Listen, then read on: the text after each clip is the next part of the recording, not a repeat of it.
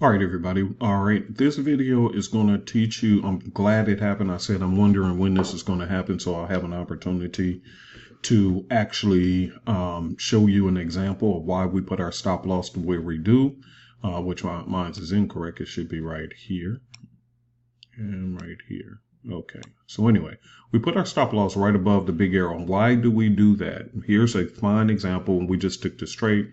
So we took this trade. It was a triple arrow. Again, this big arrow does repaint, meaning it does move over, but these two don't. So usually we take a triple arrow trade when this arrow is on this side and we have those three. Either way it goes, as long as they're close by each other, all right? Okay, so here's what happened. At 4, we were in profit. It was going down, as you can see here, but at 4 o'clock a.m., this is London time, the market makers decide to manipulate, as you can see here, and I'm going to open this up a bit because it's happening live, so I'm glad this is happening so we can see this. So as you can see here, they'll shoot these big old candles up. They did it here, here, and here, and look at this huge one here. And they create these big old wicks, and what happens is they'll tap you out. They try to go for your profit and then tap you out of your position. And after they tap you out of your position, then they continue on with the pattern. So this is the reason why we protect our account by putting this stop loss up here. So that if that is the case and it's just the market makers doing their thing, then, it may take a small loss. And what I typically do, knowing what they're doing, because they have done it here, here, here, and then they done it here, and it looks like they're trying to do it again. What I actually do is I'll just sit and wait until the market makers are done with their foolery. That's the best way to put it, their foolery.